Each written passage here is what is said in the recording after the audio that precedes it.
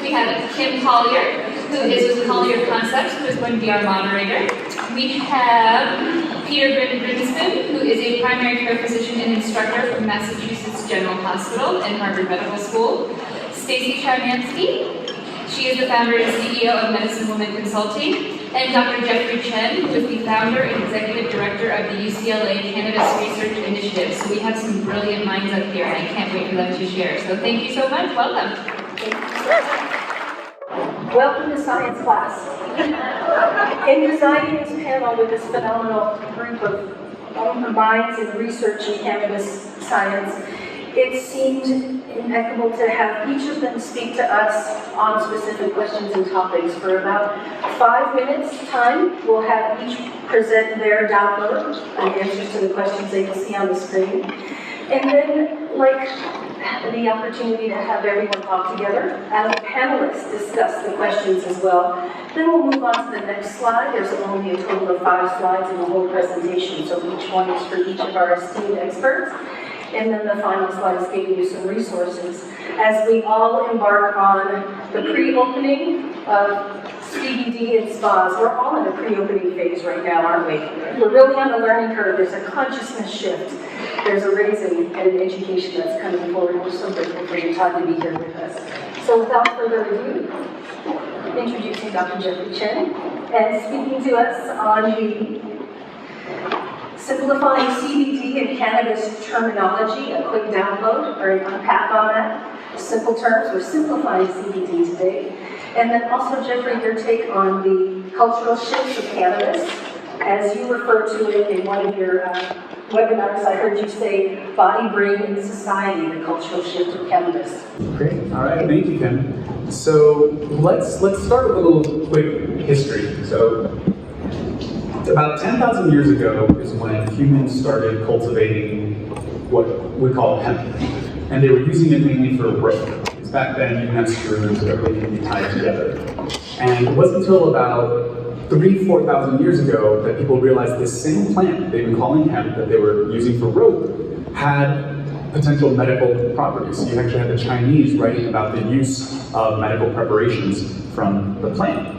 And then you fast forward to about 100 years ago, which is when the terminology shifted and the word kind of marijuana came about. That was really used by opponents of cannabis. And the reason they called it marijuana is that's what the Mexican immigrants were calling this plant. They wanted to make it sound foreign and scary, so they called it marijuana. And that's when the war on marijuana started. So hemp, cannabis, marijuana, reefer, pot, sticky icky, it's all the same plant. It's all the same plant. Different parts of the plant serve different purposes. The stalk, that's the fiber for rope. The flower, that's where you get cannabinoids, things like THC, CBD. When that flower gets pollinated, it produces cannabis seed, aka hemp seed, which is a nutritional food product. Okay? And last December, so just over half a year ago, is when the US federal government passed the 2018 Farm Bill. And what that said was, okay, when we made marijuana illegal, we made all cannabis illegal. This entire plant was made illegal, and that's why hemp basically disappeared as well. And so what they said was, we're gonna create a new definition. If it's a cannabis plant that has very low THC, 0.3% or less, we're gonna call it hemp. And hemp's gonna be legal like any agricultural product. And that's what happened. So that's why you have farmers all over the country growing hemp. And that's where this kind of CBD boom came about. And it's because THC is explicitly illegal and a Schedule I drug. Marijuana, cannabis, is explicitly illegal and is a Schedule I drug, which is very dangerous drugs that have no medical use. But hemp, CBD, dozens of other cannabinoids that can be derived from hemp, those are not illegal Schedule I drugs. And hence why you have this boom now, and that's why this stuff's popping up in CVS and all these big box retail stores. Now, another bit of terminology here, I threw this word around a few times, cannabinoid. That refers to a family of compounds. In nature, cannabinoids only exist in the cannabis plant, but people also make cannabinoids in a lab, synthetic cannabinoids, things like that, okay?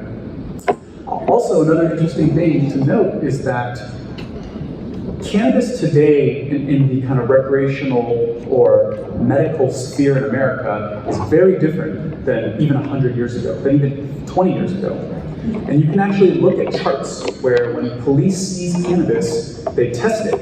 And what you see in the charts is that even over the last 20 years, the amount of THC has gone up like this, and the amount of CBD has plummeted.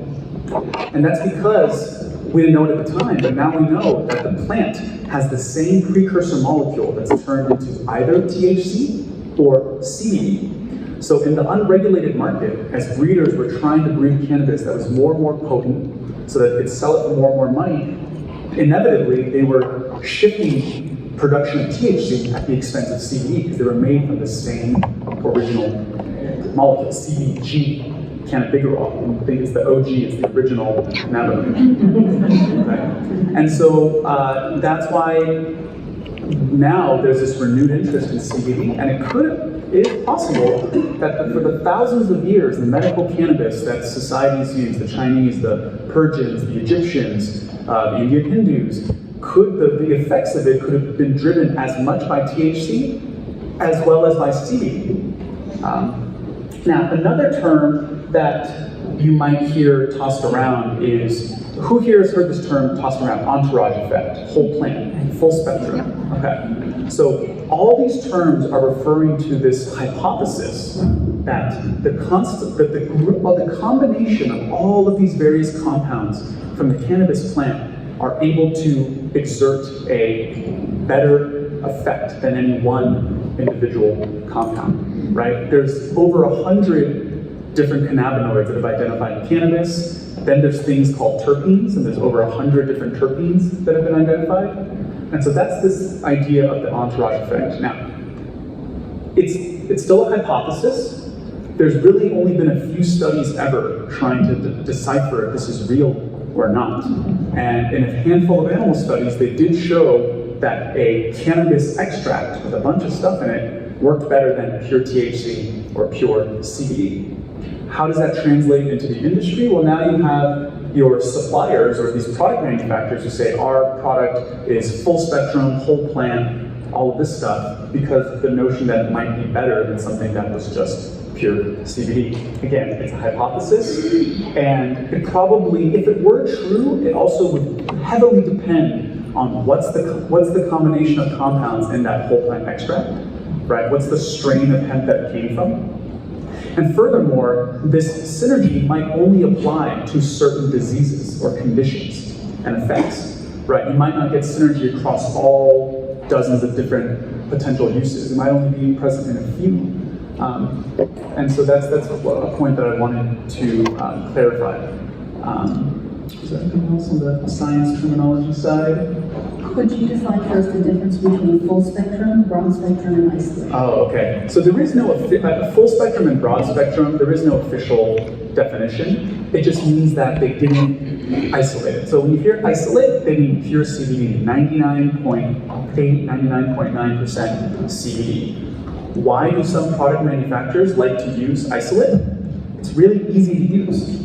It's very consistent and standardized. If I'm buying from the same farm a whole plant extract, it might shift season to season. And the way that it used to mix in, or the flavor profile, or the appearance, or the smell might change batch to batch. But with pure CBD isolate, I know exactly what I'm getting every single time. And so it's easy.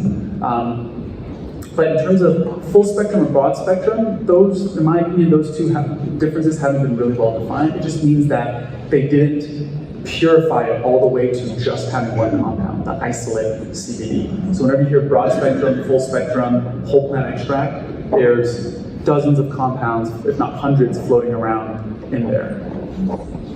Thank you.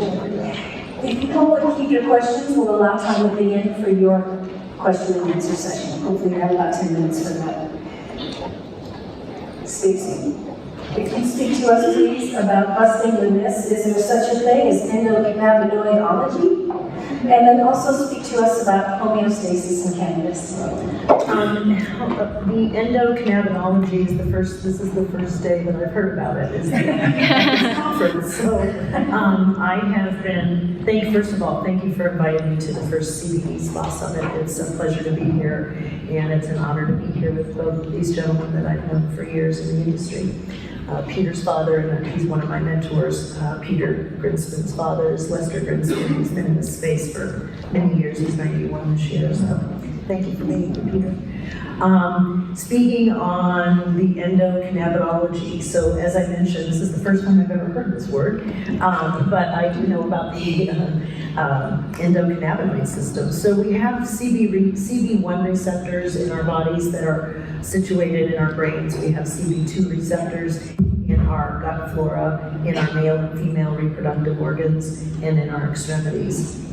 They reciprocate with the CB1 receptors and the CB2 receptors in the photocannabinoids in the cannabis plant. My belief system is in treating and helping people with different disorders in medicine women. We have seen, if given the right profiles of cannabinoid therapy, we can create sometimes homeostasis in each individual, whether that's in neurological disorder and slowing down the progression of some neurological disorders.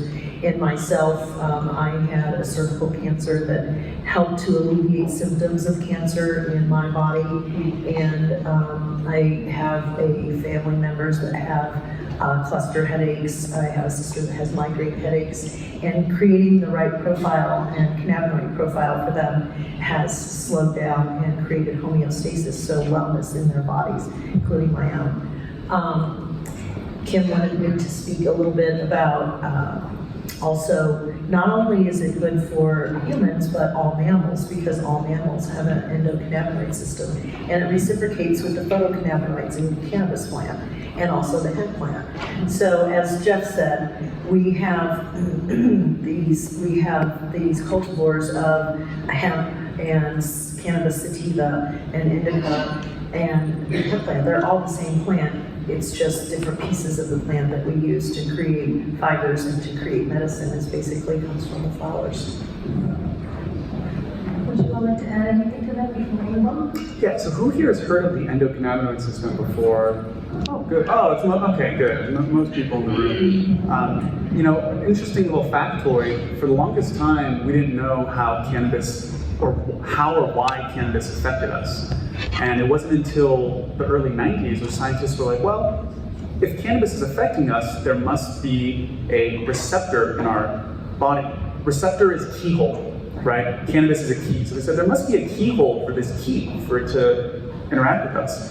And then they found that keyhole in the early 90s, and they named it a cannabinoid receptor because it received a cannabinoid. And then they said, well, this is weird. Why do we have this keyhole in our brain? Maybe it's because our bodies naturally produce something that also fits in this keyhole. So they went hunting, and then they found endocannabinoids. And so endocannabinoids are our body's naturally produced compounds that fit in this keyhole. THC also fits in this keyhole. CBD is a little interesting in that it doesn't actually fit in this keyhole. It appears to maybe boost levels of our own endocannabinoids. That's one way that we think that CBD works. And like you said, the endocannabinoid system is distributed widely throughout your body. Yes, it's present throughout your skin, but it's also present in your major organ systems, your brain, your reproductive organs, your fat, your bone, your immune cells. It's all over your body. I'd just like to add one thing as well. If you're ever curious why your physician seems to know virtually nothing about either cannabis or CBD, it's because the endocannabinoid system, which is this phenomenally complex and prevalent neurotransmitter system throughout your body, is only taught in 13% of medical schools. And we're given in medical school about half an hour training total about cannabis, medical marijuana, and CBD. We're trying really hard to change that. I'm a board member of a group called Doctors for Cannabis Regulation, and we're trying to educate physicians about cannabis, but they don't teach it at all because of the stigma, which is a whole another conversation. So not only is it this phenomenally complicated and interesting receptor system that controls virtually everything that our body does, it's just not taught in medical schools. Yes. Yeah. You have anything to do with Well, it? we're working on it. All changes to be resisted. Yes, changes coming. Questions for Dr. Grinspoon. What do spa operators and wellness practitioners administering CBD need to know? We chatted on that briefly prior to the pandemic. Absolutely. Well, I'd say the first thing you need to know is the law, because it keeps changing every 2 seconds, and you don't want to get in trouble. Sometimes I'm asked to answer a question about, what is the legality of CBD, and I always say, well, it's probably going to be different between when I begin speaking about it and when I end speaking about it. And, different parts of the government have different opinions upon it, so it is pretty complex. The second thing, it's important to know if your patient's using CBD. There's such a stigma about cannabis and about CBD. Luckily, the stigma for CBD is starting to lift. As a primary care doctor, it's really important for me to know if my patient's using CBD or cannabis. A lot of doctors, go to their patients saying, "You're not using marijuana, are you?" And then, the patient says, "No, of course not, doctor," and that's the end of the discussion, and that's really not very helpful. And luckily, again, CBD, the research is really behind the times in CBD because it's been under the umbrella of marijuana and it's been stigmatized. And as Dr. Chen said, it's Schedule 1 under the Controlled Substance Act as a no medical utility and high abuse potential. And luckily, it's emerging. And I think the stigma for CBD is dispelling. So people are less afraid to say that they're on CBD, but there is still some of the stigma. And I think that, people need to ask if their clients are using CBD, especially if they're going to be using CBD products, because you don't want to, we don't know how much is absorbed by the skin. They're going to be learning more about that, and I think they're going to be creating products with higher doses and higher absorption for more efficacy. And if someone's taking a big dose orally, you don't want to overdose them. Now, CBD is pretty safe. You have to be a little bit careful about your liver enzymes if you're on a very high dose, and you have to worry a little bit about interactions with other medications if you're on a very high dose, like blood thinners. Generally, it's a lot safer than most of the other medications you'd be using. But if someone's on a high dose of CBD and you're about to give them a CBD massage with very high CBD massage lotion, you'd certainly want to know if they're on a high dose. You don't give them too much. So I'd say number 1 would be the law, which is changing, and number 2 is, are they taking CBD, and how much CBD are they taking, so you don't give them kind of double dipping, a double dose of CBD. And back to that dosing, as we were chatting about before the panel started, how would you recommend that we apply CBD to the body directly in a simple preparation of a CBD product or extract with an oil base, or potentially add that to other carriers like lidocaine or other delivery systems to further deepen the effects and bioabsorption of CBD? Well, I think they're figuring that out. I think that's sort of, I'll see Dr. Chen has a different answer, but I think it's like a work in progress. I know that the cannabis creams, the problem was they weren't putting enough product in. So people were spending a ton of money on these creams that didn't do anything. And then a friend of mine just made his own. He took really strong cannabis kief, boiled it in Cetaphil and palm oil, and then put something to make it smell nice. And he made this cannabis cream that works really, really well. And you can do the same with CBD. I think it's a question of cost and how much you put in more than the specific delivery mechanism. I think you could just put it in a vehicle. You can look online, there are many different vehicles, but I think it's a question of like how much product you put it in. I think in a lot of the places you go, you can buy some CBD cream, but they don't put that much CBD in it because the CBD is expensive. But if you were to just buy the CBD, put a ton of CBD in, make it yourself, which is pretty easy, you could have a cream that works really well. So I think it's more about the concentration of the product than the actual vehicle. But I think the science in that is evolving, and I don't think they've figured out all the answers. We're in progress. Very good. And Stacey, bringing that to you. Thank you, Jeffrey.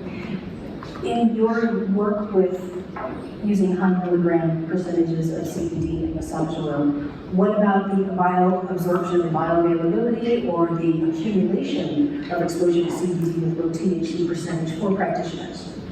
We launched a massage oil under my test spa in the Palm Springs area since October.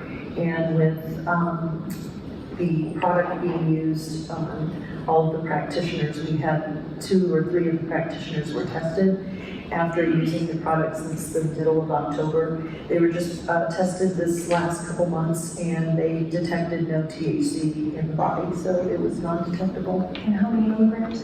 In our massage oil, we have 19,200 milligrams per gallon, which averages 150 milligrams per 1 ounce pump, and 75 milligrams per 1.5 ounce pump. Yeah, so, the unfortunate thing is that there have been, to date, there have been no, let's talk about skin, because that's probably where a lot of this room is going to be buying products or whatnot. To date, there's not been a single clinical trial, okay, a single human study where we took people and we gave them topical CBD or topical THC or topical cannabis cream, for that matter, to actually understand, is it actually absorbing? Are they actually getting better? How much of this is placebo or not? So we haven't had those studies yet. We've had lots of animal studies showing that cannabinoids are absorbed through the skin, but it's not, you can't really extrapolate the two and be like, oh, they gave this mouse 1% cream, it absorbed X amount of their skin, the mouse got pain relief or reduction in inflammation. And that's because for a lot of these animals, they absorb things in their skin 10 times better than humans. And again, and we're not mice, right? And so I agree that I think most of these, a lot of these products are underdosed in terms of the amount of CBD in them. And why is that? It is an issue of cost. Although the price of CBD has come down a lot. A couple years ago, a kilo of CBD isolate might be 20 grand, 40 grand. Now it's down to 5 if you buy in bulk, right? $5,000 for a kilogram of CBD. That means only $5 a gram. $5 for 1,000 milligrams, right? So hopefully you might see concentrations increase now that the cost has come down.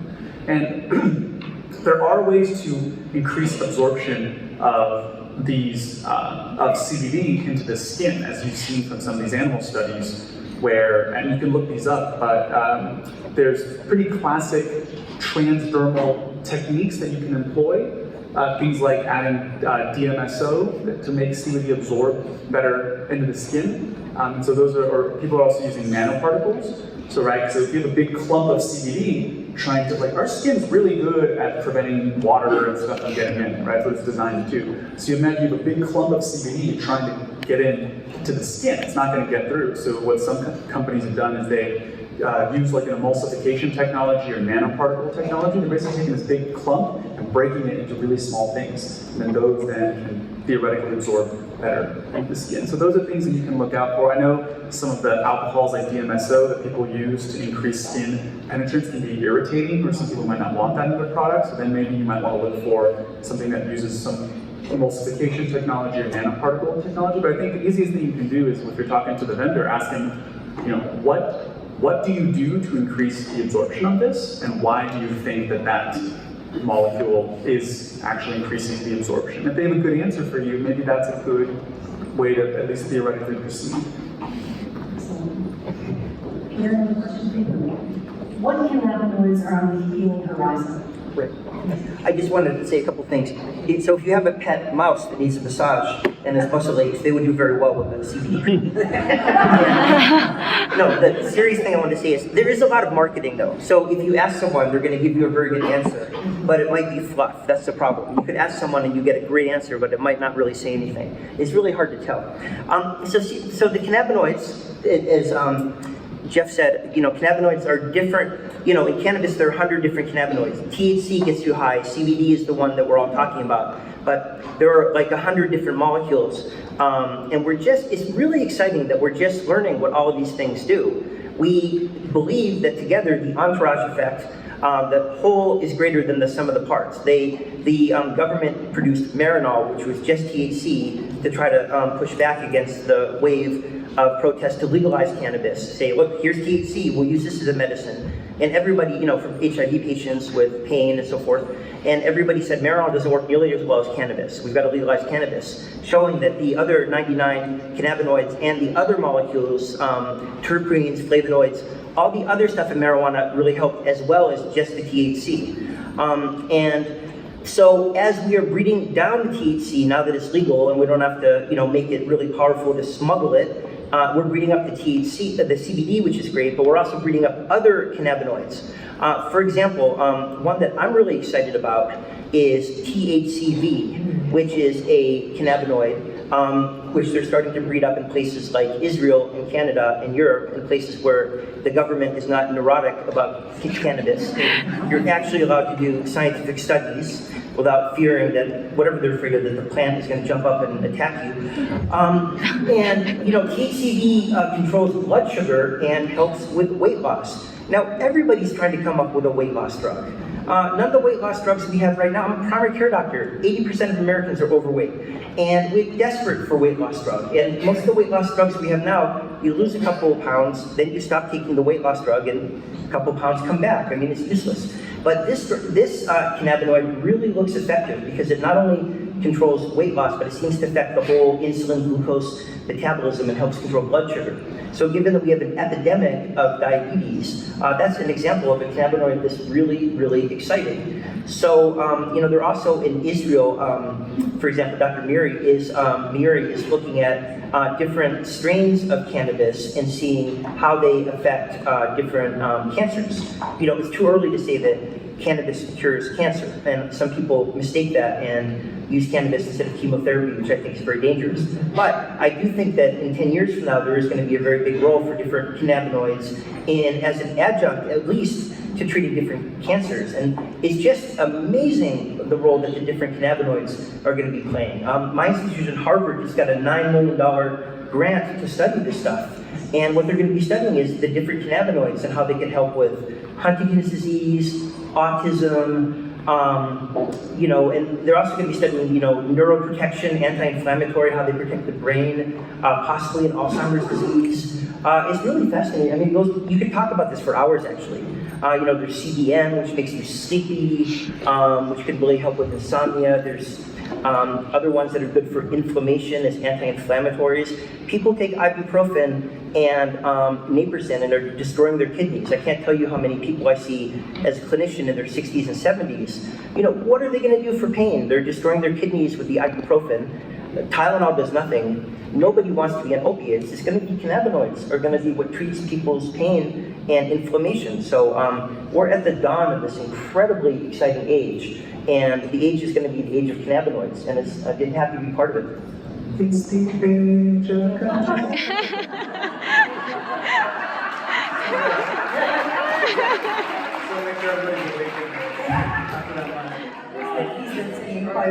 So actually, to add on to that was great. One thing that we haven't quite talked about is what the intoxicating or psychoactive effects of these cannabinoids are. And so THC is clearly psychoactive and intoxicating. I'm sure as many of you personally know. This is Colorado, right? However, CBD, non-intoxicating, and for these other cannabinoids, almost all of them are non-intoxicating. I think THCV might be the slightest bit intoxicating, but nowhere near that of THC. So, for these other cannabinoids, there's not much concern about having that same intoxication, stone driving, addiction, all of that is much less concerning. And furthermore, right now it's the CBD wave, and that'll continue for a few more years. But keep in mind, now that the hemp plant is legal and you can pull all these compounds from it, then what's the next wave of products that are going to hit your spas, and what's the next sexy cannabinoid that's going to pop up and people are really interested in. Also, another thing that we haven't quite addressed yet is what does, again, let's just hone in on CBD, and I'm going to stay focused on skin. What are some of the purported or potential effects that it might have? Well, again, going back to what animal studies we have, clearly there is an anti-inflammatory effect that when applied to the skin. There's also an antioxidant effect that is at least as good as vitamin E, if not better. There could also be an analgesic effect. And those are probably the top three that I would say for your clients who are coming in, who might be interested in this. Now, another caveat I want to make, if you're thinking about analgesic effect, that means you're getting it well below the skin into the underlying tissue and fascia. So that maybe will require a very concentrated product, or that has really good carrier molecules, like I said, the nanoparticles, or DMSO, one of these compounds. If you're trying to treat something theoretically that might be more of the skin itself, redness, whatever, inflammation, then maybe you don't need to penetrate that deeply to get the pain effect. So we're talking about apples and oranges, whether you're a client who wants a massage to treat pain and wants to get in deep, versus someone who's using it because their skin is red. Oh, actually another effect of CBD that might, or two other effects, again, only seen in animals and cells, antimicrobial, as well as sebostatic, so decreasing lipid production of sebocytes. So that's another potential application in acne. But again, the big caveat here is that this has all pretty much just been done in petri dishes and some rats. And so, what's the right dosage? What's the right carrier molecule? Like, that's all kind of a black box, and I'm supposed to be an expert at this, and I can't give you that answer. Nobody in the world knows what that looks like. One thing I want to speak to with cannabinoid therapy is it's not a one-size-fits-all. So you can't treat one person the same as the next person if they have the same disorder. It's each individual is individualized, and you have to, it's not a one-size-fits-all type of medication. The other point I wanted to make was to know the difference between feeling relaxed and feeling a psychotropic effect. So one of the spas that I was educating, we had some of the practitioners that tried the elixir that we had. And as soon as they took the 1 ounce elixir, they looked up, and a couple of them looked at me and they said, "Oh my God, I think I'm high." And no, you're not high, you're relaxed. So a lot of us are so going, and we have so much anxiety, and there's so much going on in the world right now. We have a lot of anxiety, a lot of, we all feel, once we feel relieved, we think, we're using CBD, oh, I feel high. No, you're not feeling high, you're feeling relaxed. Because it's a full spectrum, you're getting a little bit of CBG, CBN, and in ours is a little bit of CBN, so that's going to make you feel a little relaxed, but not high. Thank you so much. As we begin a quick Q&A session, I do have one question. As a cannabis advocate and a medical cannabis patient for 2 years now, the level of healing that I've experienced was quantified by working with a lab and understanding the breakdown, the COA, the test of understanding what's the potency, what are the terpenes, why is this working, why have I received the medical term, I had to look this up. And anti-proliferative reduction of fibroids and tumors through medical use of marijuana for 2 years. As we move into cannabis wellness and cannabis as medicine, with our spa area, our arena of services and retail and holistic health, how do we protect our consumers? How do we know we're bringing a quality product and experience to consumers? What do we need to look for, and what do we need to deliver? Because spas are the gateway for healing. Let's come back to plant-based medicine, and cannabis is that transition. So what to protect our consumers, what do we need to look for? So I think, when you're looking at vendors, clearly you want to see that they do third-party product testing, both for potency and content, as well as to make sure that there's no contaminants in there. Because hemp growing right now is so new, there's not a lot of regulation and oversight about what you're allowed to use in terms of fertilizers or pesticides and all this stuff. And so you have to be really vigilant about that. So it's really on the vendors that when they get a batch of CBD or a batch of full spectrum, that they adequately test it to make sure there's no contaminants, pesticides, fertilizers, microbes, heavy metals, things like that.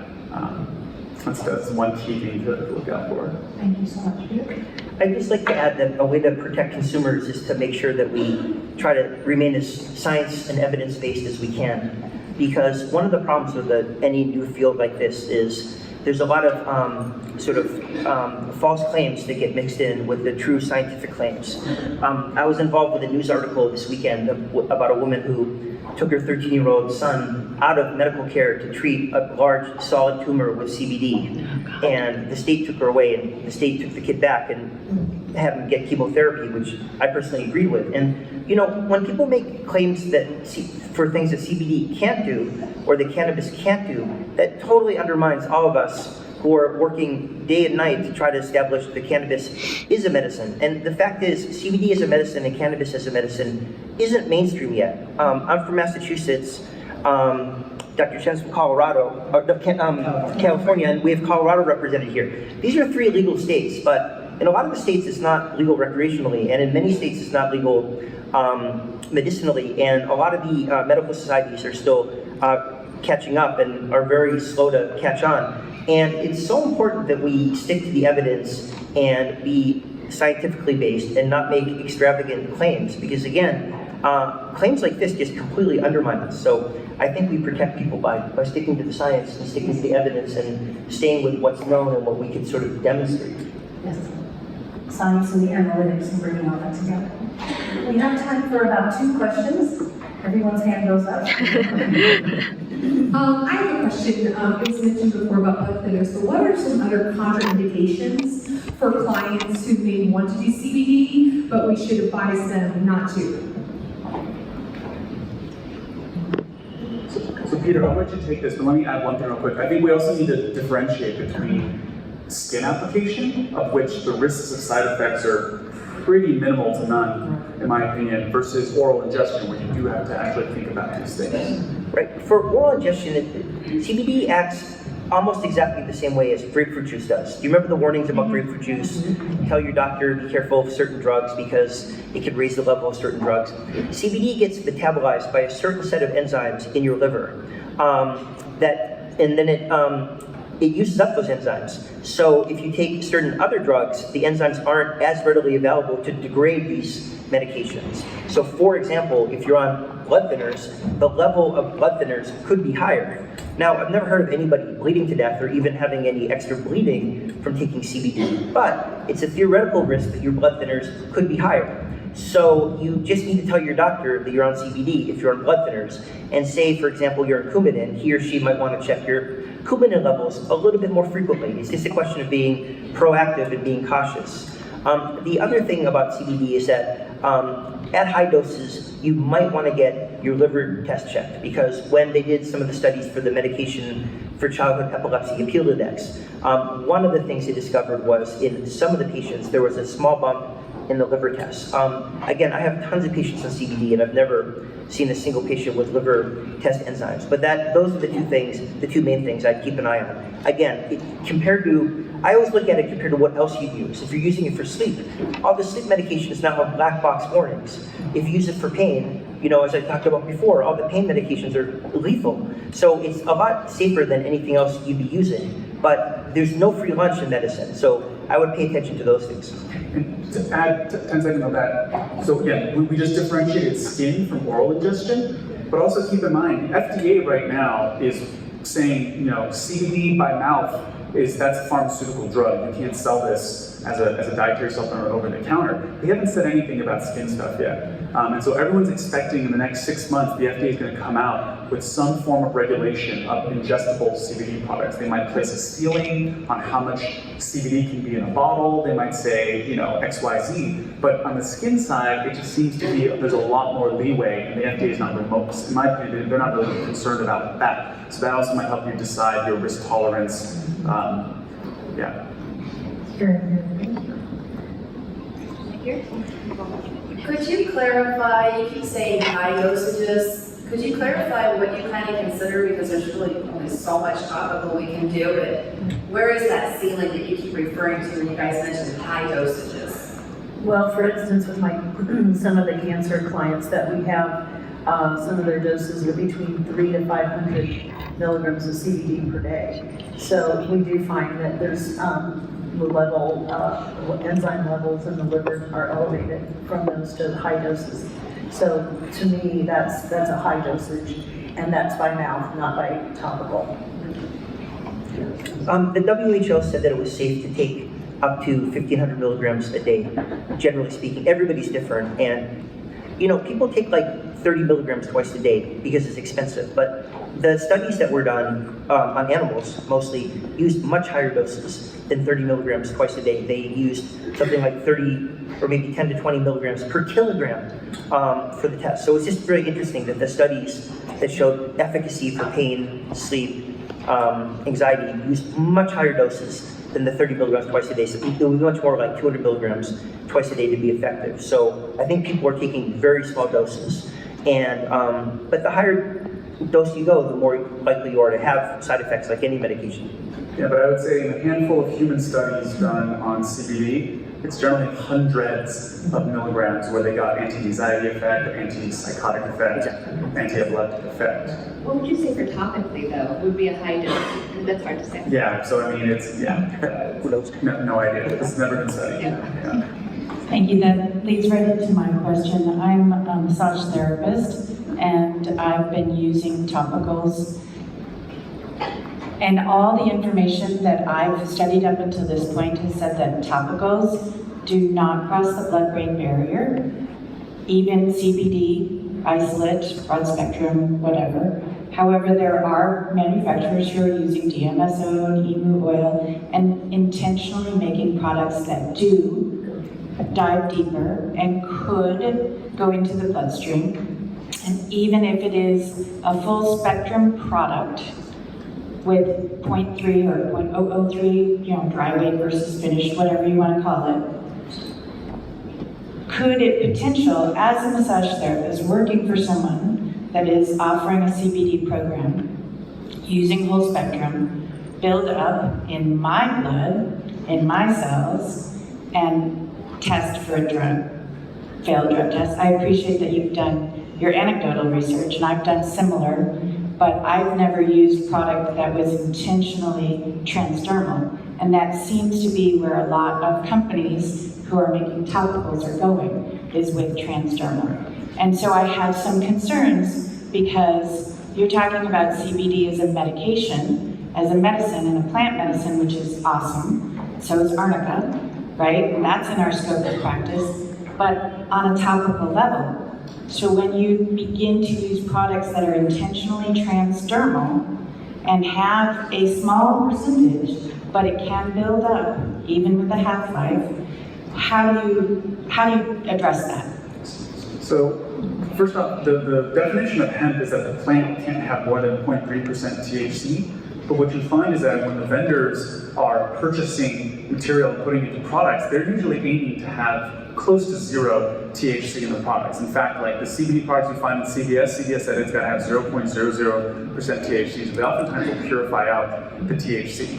And even if they didn't, if there were trace quantities, even with the transdermal approach, I think the odds of it triggering a drug test are pretty low to negligible. Only because when the workplace designs these drug tests, they're designing it based on someone who's smoking, and just the amount that you absorb through your lungs of a potent cannabis product. Those are the thresholds they're testing for in these urine tests. So I think, in my personal opinion, the odds are pretty slim to none that if you're just massaging it, that you might absorb enough to trigger a drug test. Well, I would agree with the slim to none, except I do have patients who've been taking CBD orally that have flunked drug tests. It's actually a big problem in Massachusetts because the law is ambiguous, because according to the state, you shouldn't be firing people for THC, and according to the federal government, you can. So there are a lot of lawsuits going on. I agree that very little would be absorbed through the skin, and it would be, due to the levels of the drug test, it would be very unlikely. But I just did want to add that people have been flunking drug tests by taking CBD, and it's not, I think that oral products aren't as regulated for THC as topical products. But you could do it orally, so I think hypothetically you could, but I agree it's extraordinarily unlikely. That might not be reassuring. Hi there. I was curious if any of the research that you're doing is dosing specific or condition specific for dosing, because I've noticed, I've been a nurse for a long time, I do massage as well, but the question I get all the time is on dosing, and I found research specific to skin topicals I'd love to share with you. but I cannot find dosing specific information. And I'm noticing that everyone kind of has some variances in their endocannabinoid systems. Some kind of are hyper, some are hypo. And so I was just curious if anything is leading you to dosing specific, not topicals, more oral ingestion. Oh, I'm more on oral ingestion. Yeah. So we know a good amount about dosing for THC via oral absorption. We really don't know too much about CBD. Again, the handful of human data that we have is that it required hundreds of milligrams to exert an anti-anxiety effect, an antipsychotic effect, an anti-epileptic effect, for example. But for what are the most common conditions folks might be using it for? Pain, CBD. CBD's never been studied for pain by itself. Sleep, CBD's never really studied for sleep, insomnia per se. Depression, never been studied, so I don't know what to tell you. Okay, I just didn't know at UCLA if you guys were like working on anything dosing specific. We are, but again, these studies take years, and right, it's the regulatory hurdles are tremendous. So, but we're trying. And THC dosing now is usually go slow. Go low, start slow, low and slow. And 10 milligrams, I start with 2.5. I just meant more like MS patients. Oh.